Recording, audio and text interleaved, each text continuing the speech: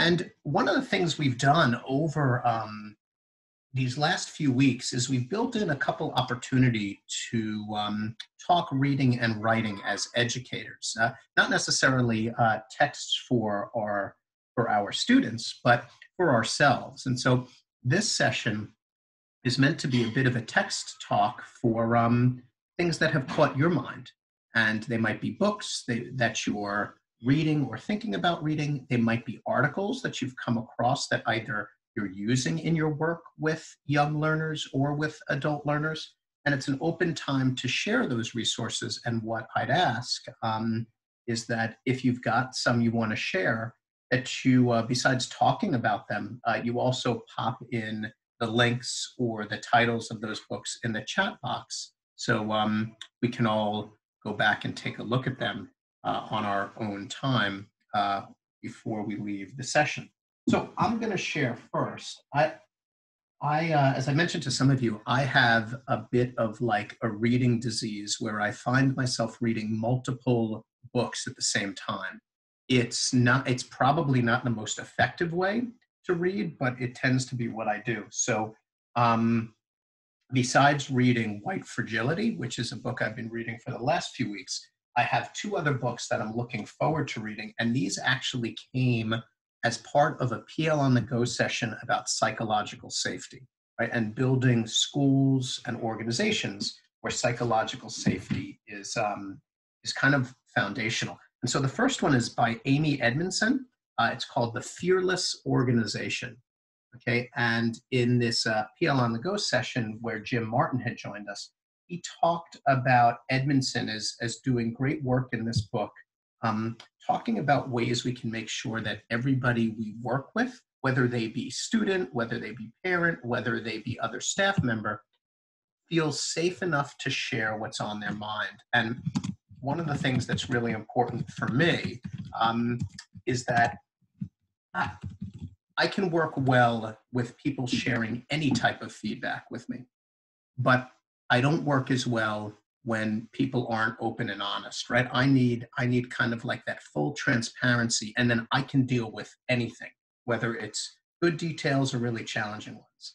But if people are holding back or kind of hedging what they're sharing, it's more of a challenge for me. So I'm looking forward to reading this. The other book is by Kim Scott. And so this book is called Radical Candor, also tied to psychological safety, but it really speaks from a leadership lens. So what are some of the things that we need to do, whether it be leaders of classrooms, leaders of departments, leaders of buildings or districts, to make sure that we're leading in a way that supports everybody, but we can also like stick to our moral and ethical kind of directions, right? Because one of the things that I think can sometimes be challenging is representing an organization and also representing yourself. Right? There have been times where I've found myself where, and I love our BOCES a lot, right? But there are times where I sometimes feel pulled in multiple directions. A direction where our BOCES wants to go, a direction where I want to go, a direction where some of my staff members want to go. And so that can be challenging. So I'm looking forward to reading that book to get a better sense of maybe some tips that I can build into my own kind of leadership toolkit to help me further grow in that area. So those are like two books that I'm really pumped to read. And I'm going to share my screen because I'm going to share a couple articles that I read this week that have helped to get me thinking about some really interesting things. And we're going to start with one. This is from National Geographic, okay? And it's all about Zoom fatigue, right? Which we've all felt quite a bit, I'm sure, over our last 8 weeks. And this was a fantastic article. And I had reached out to Julia Sklar about it. What Sklar does in this piece is she talks about the neurological elements that come into play when we're involved in video conferencing. So it's a great article. It's really only like 5 to 10 minute read, depending on how much you're going to reflect on it at the time. But it's also an article too where you could use it, yes, for your own work, but also to share with students also, right? You know, whether it be from a science lens, whether you're just doing a check-in, right? So we've got, for most of us, you know, another 5 weeks or so of work with students, right? Primarily, and maybe longer, depending on what, whether you're a 10-month employee, 12-month employee. So it might prove to be a really interesting check-in article, just to also help students understand what they're experiencing as they're living in a video conferencing world. So I'm going to take this link and I'll pop it into the chat so you can access it. And so this is Zoom Fatigue and Julia Sklar. So there it is. Okay. So that was an interesting read for me, and not about education, but more about just like why we're feeling what we're feeling, right? So now let me pull this one up. So I thought I've been really thinking about the future over the last couple weeks. And so this article from STAT, okay, was kind of I don't know, I wouldn't say it's a fun read, but it was an interesting read to think about some of the outcomes of our current crisis, right? And so Sharon Bagley wrote a really interesting piece on what the next year and a half could look like as we move past this initial outbreak, right? And so what was fascinating about it was that Bagley talks a little bit about not only the different scenarios, the three big scenarios she sees, but also how some of what we do as a society will influence those. And really, she looks at how we might have, for instance, you know, we've gone through kind of this large scale pandemic piece.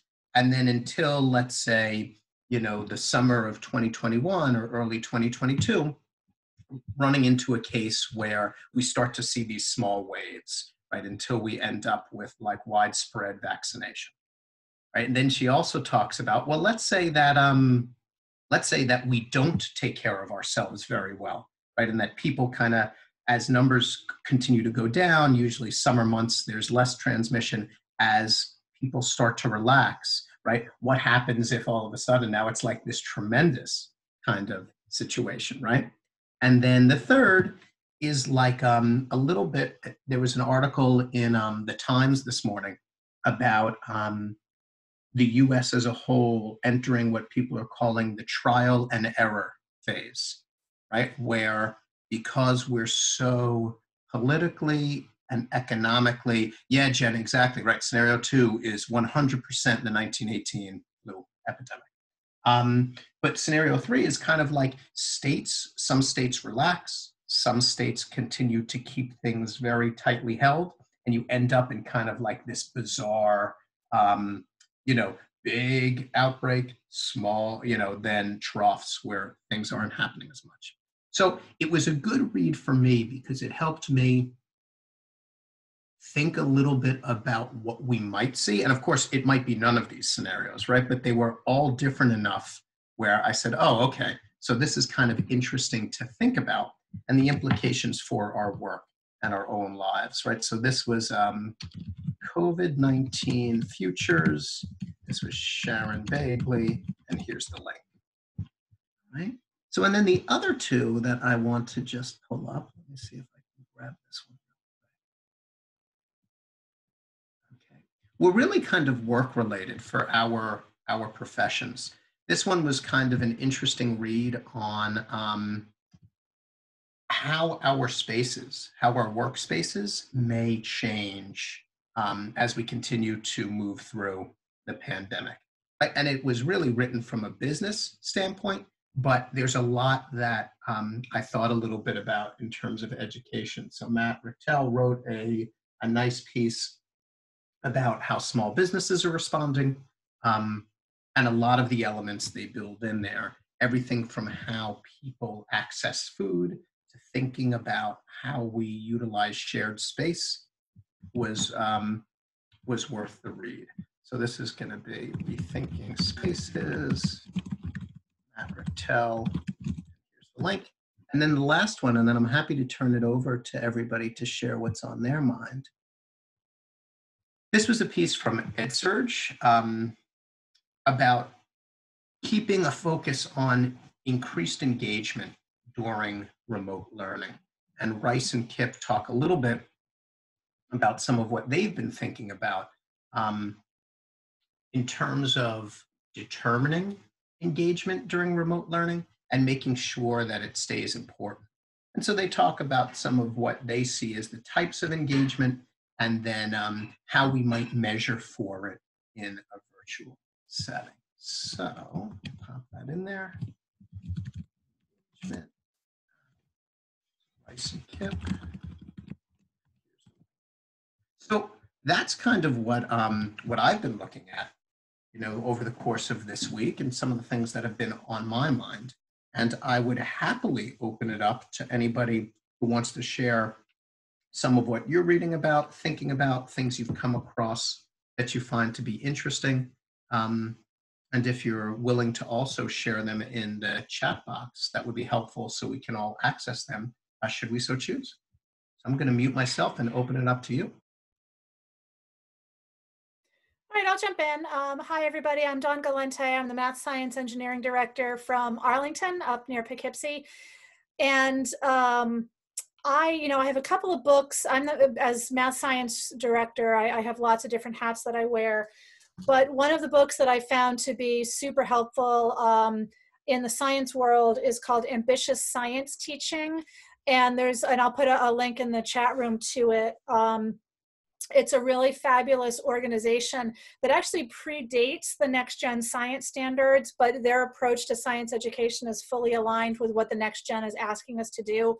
So the book that they've put out is a phenomenal resource on how to create phenomena-based instruction, lots of really great lesson ideas, how to do modeling. They have a lot of good ideas on how to work with modeling in a classroom setting. And their website is chock full of all kinds of free resources as well. So if you have anything related with science, I've used it with kindergarten all the way up through high school. So it's a book that really kind of spans all of the different areas of my domain in terms of levels. So that's a great one. The other one, Fred, I actually just picked up because of the an earlier Putnam Northern Westchester On the Go series that I did with Antonio Cameron. And I actually was in the one that had to get cut short, and I wasn't able to make the second one, but I did pick up the book because what they were sharing was super interesting to me. And it's called Early Childhood Math Routines. It's published by Stenhouse.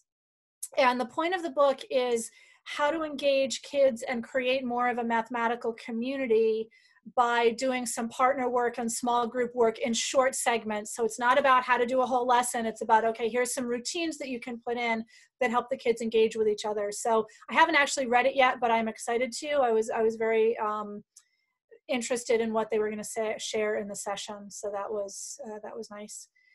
And I found, and again, I'll put those links in the chat as well. And just recently, I came across an article on Forbes that I found personally very helpful to me in the pandemic.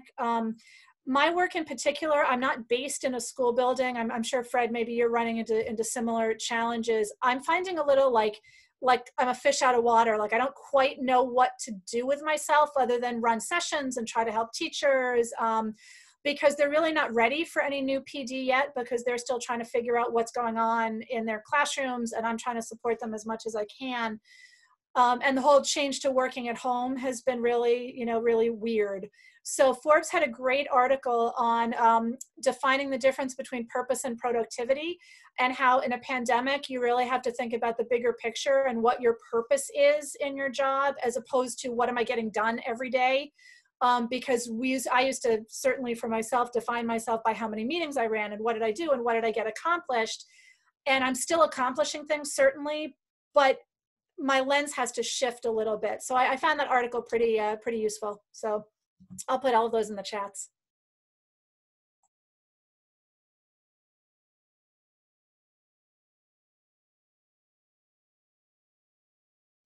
I popped the article in there, Dawn. So that one is in there, and that's one that I have earmarked to check out too. I imagine that's the one you're talking about. Okay.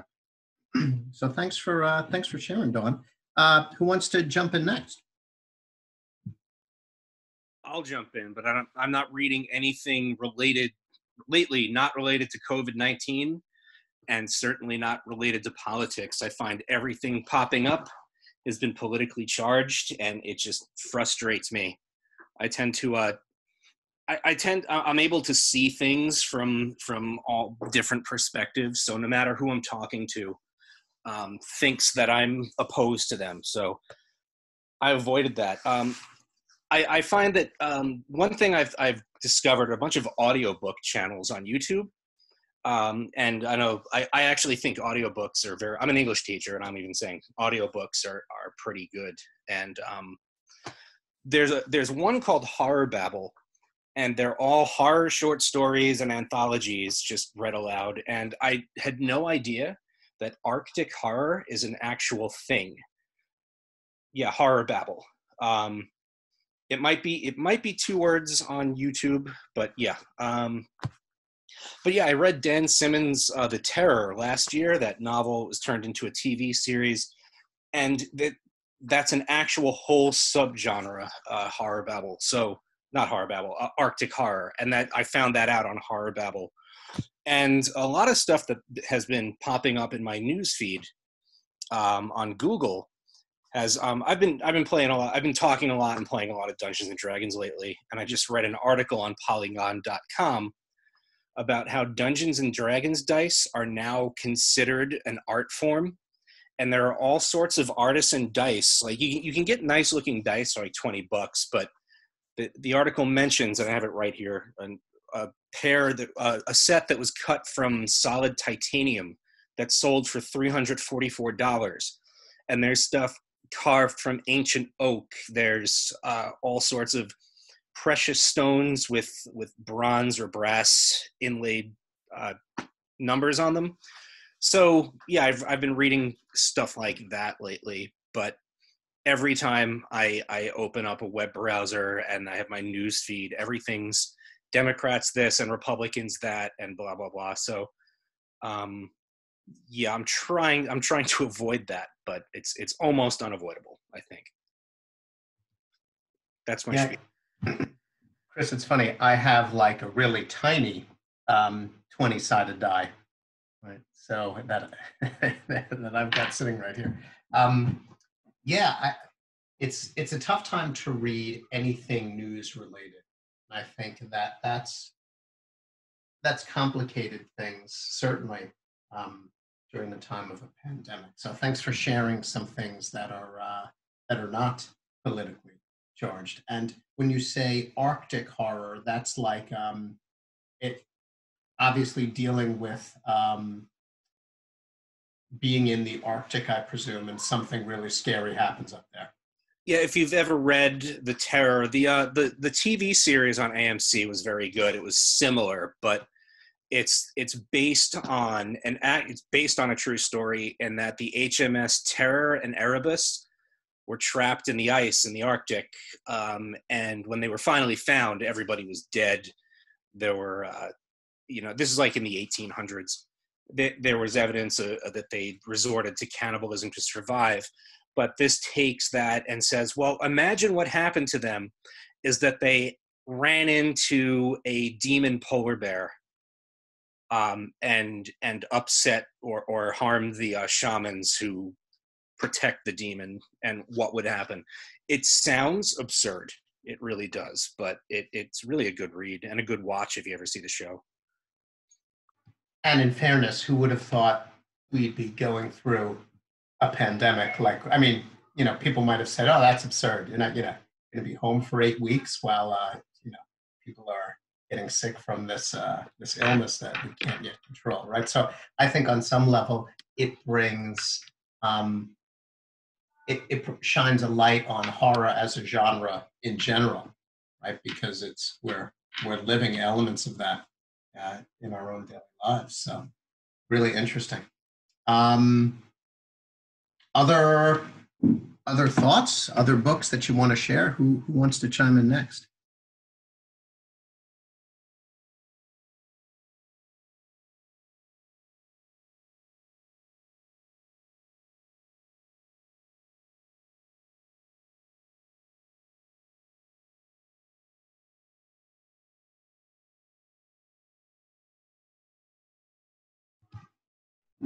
Anybody else? All right, Jen. All right. So I've been reading, it's not new, The Deepest Well by Dr. Nadine Burke Harris. So she's looking at social emotional learning and the ACEs study and the effects of trauma on individuals and how it affects their health and it affects intergenerationally. And I work in a mental health classroom, so it's very relevant to my students in my classroom.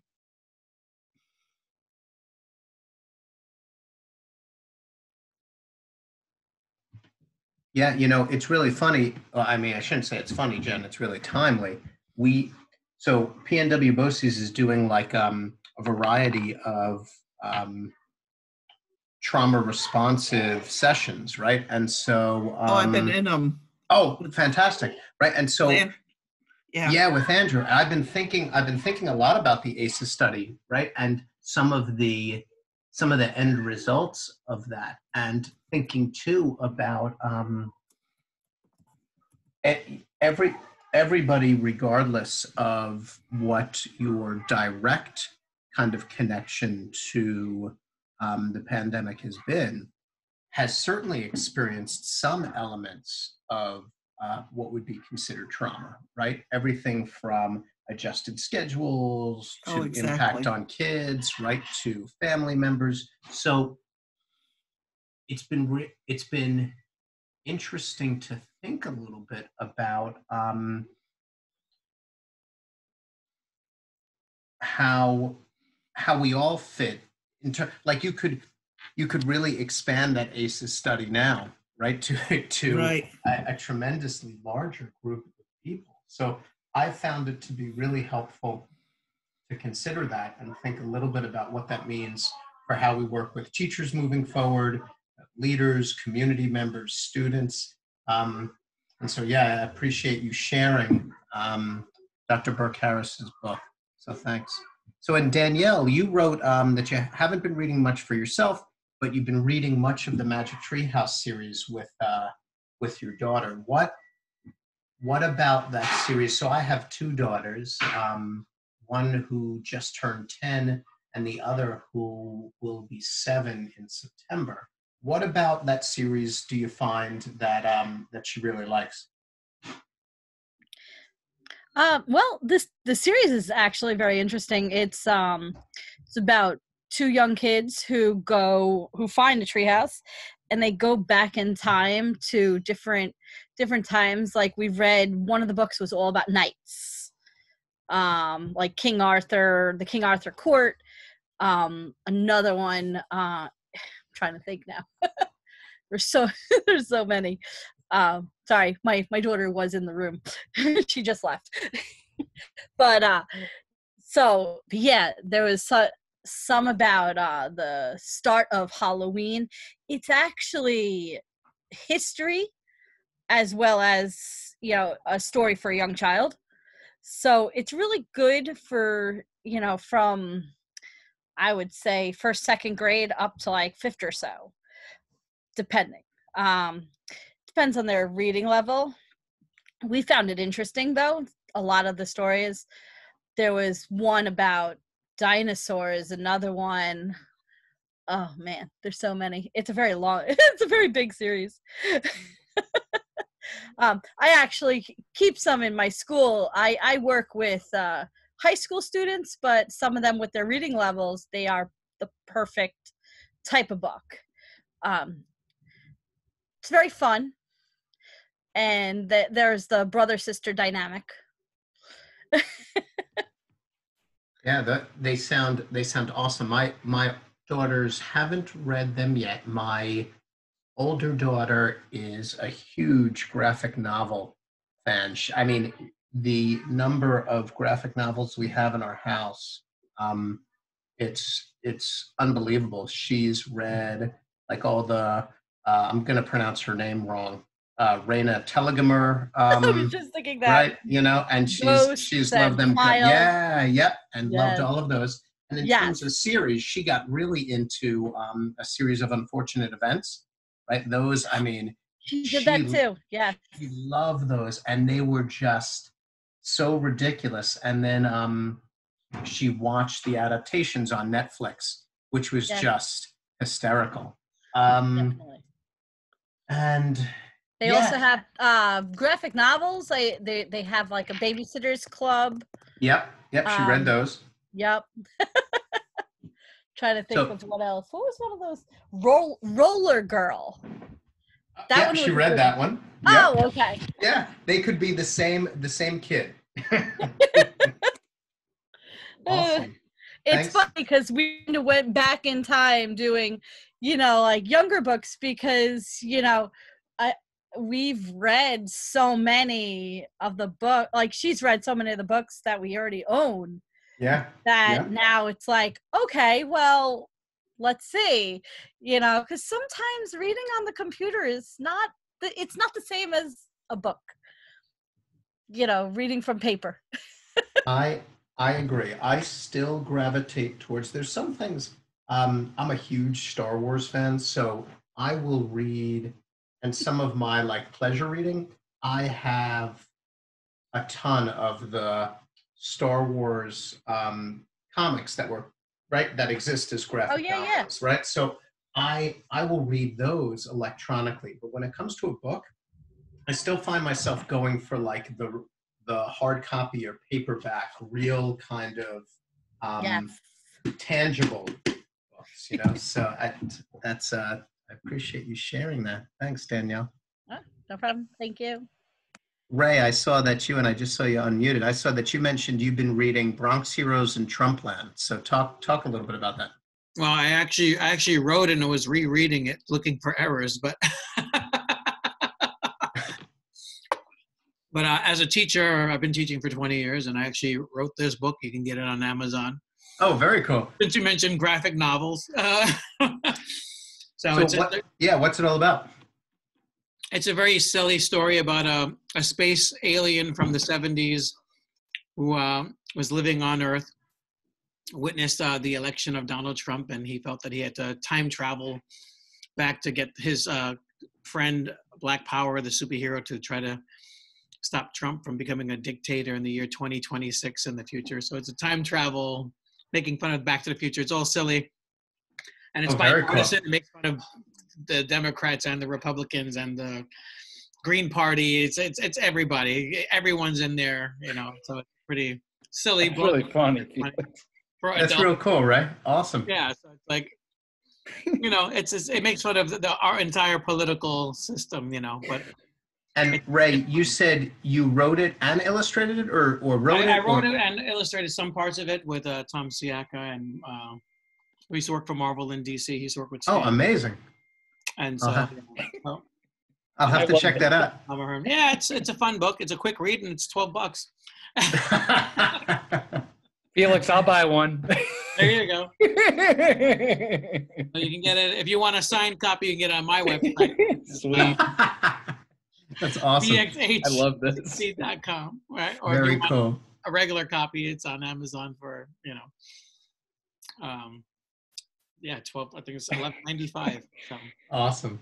Yeah. It's real cool. You get like that teacher perspective of politics, Yeah. And we have the Mueller report too in there. So, and most importantly, the very last story was actually about how to vote.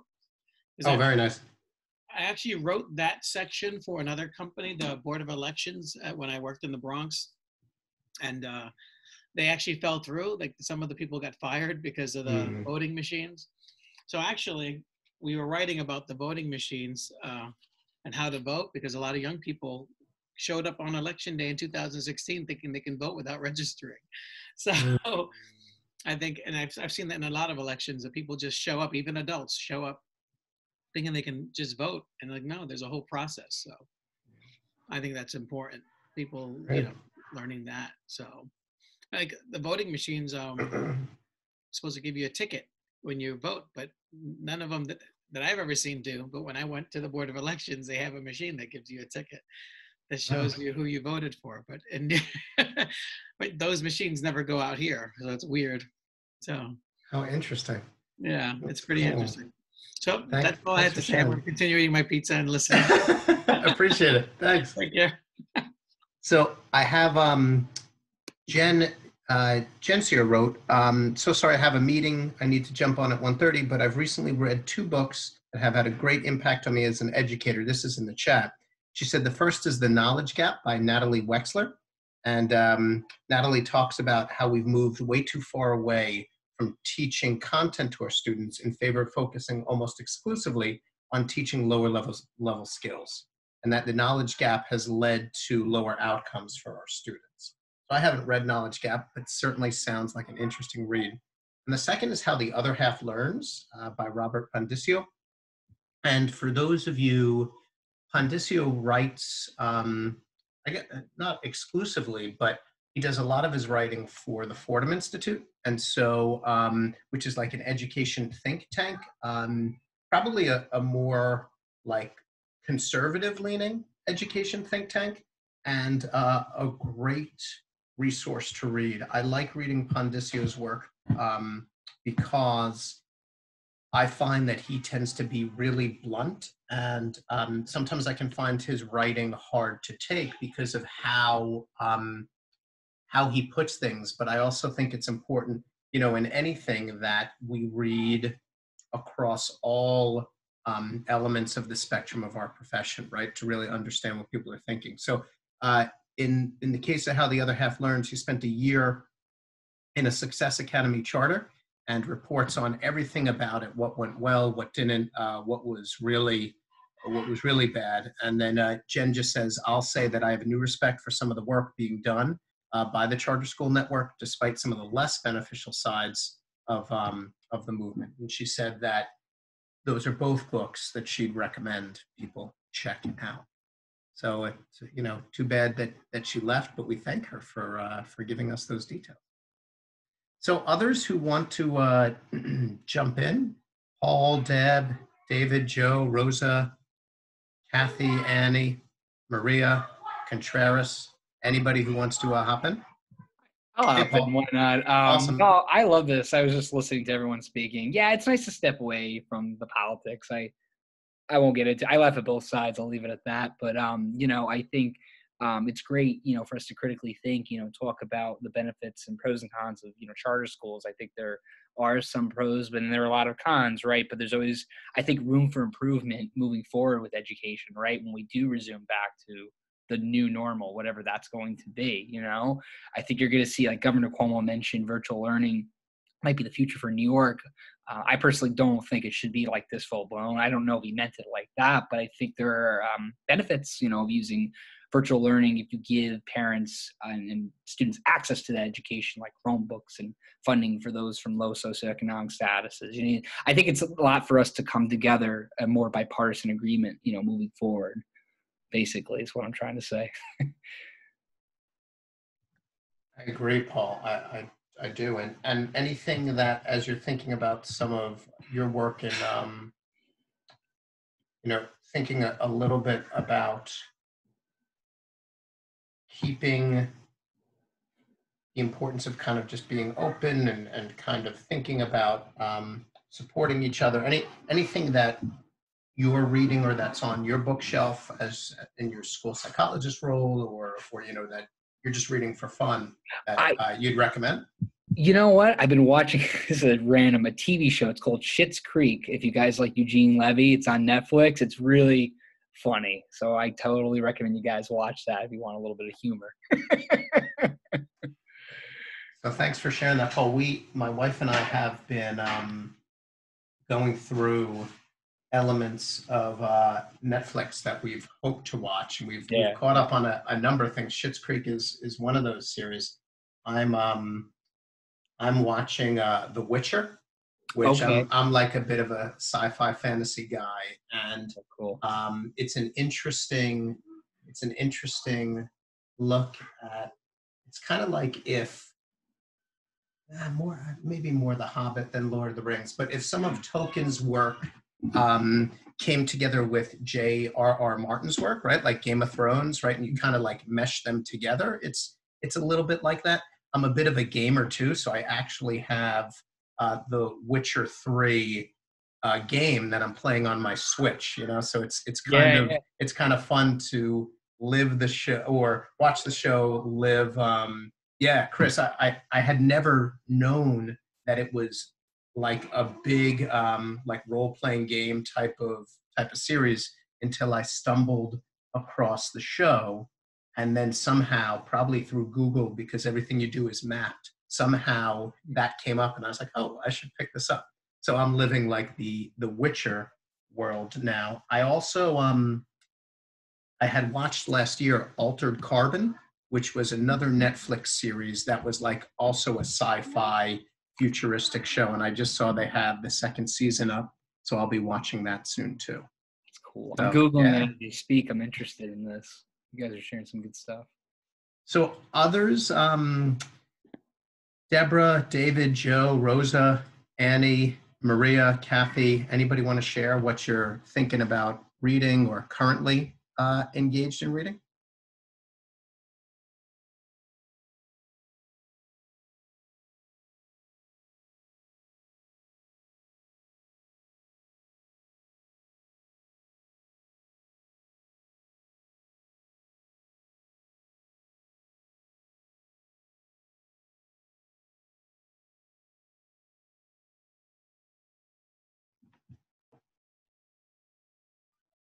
So, and that's cool too, right? Like we may have things that we're thinking about, and maybe we're here to kind of just learn some others. I think it's been a great sharing session, and what I would say is, you know, these are for. I'm a little bit selfish in the design of this session because oh yeah, Don, I had seen The Last Kingdom too, and it looked like it was something that I wanted to earmark to watch also. There's really It's less sci-fi. It's more like it's not even Arthurian. It's more like old English kingdoms battling against each other. I love The Witcher, not even being a gamer. I found Game of Thrones too rough for me. I couldn't get through it, but I'm a Tolkien Lord of the Rings fan, so The Last Kingdom is pretty good too. And what I like about The Witcher, it's just really good writing too. I think that I loved Game of Thrones for the character development and the arcs. I think I actually like the writing in The Witcher a little better. They've taken yeah, I forget the actor who plays Geralt, whatever his name is, the guy who was Superman, right? That's it. Yeah. Okay. So they, yeah, it's yeah, I forget his last name, but right, it's something like that. Something. Yes. So but what's really kind of amazing what they've done is they put him in this role where he says like very few words, and it's all almost everything out of his mouth is like sarcastic or biting. And then they have paired him up with other characters. There's for those of you who've never seen it, Henry Cavill. Yes, thank you. Yes, Henry Cavill, right? Yes. So they pair him with one of these characters who's a bard, right? Like a singer, right? And who's very like extroverted, right? And it's just so funny. The two of them are, it's like, I forget the name of the Muppets who used to be up in the balcony, right? Right. So the two of them, right? Geez, my goodness. Yes. Waldorf and Statler. Thank you. Right. So it's like them, and they're constantly riffing on each other. So it's just great. So that I think actually makes the series even more enjoyable for me. So I want to thank you all for joining, and also let you know that this is a session that we tend to run on a weekly basis. We're either talking about what we're reading or talking about and focusing on some of our writing. So we hope that you'll join for Friday afternoon sessions to build your own kind of thinking about your own bookshelf or your own notebook. And I want to thank you all for being here and wish you a great rest of the Friday. And we'll see you soon. Have a great weekend. Fred, just a quick note on some things that, you know, either with any of the PD sessions or just looking for reads.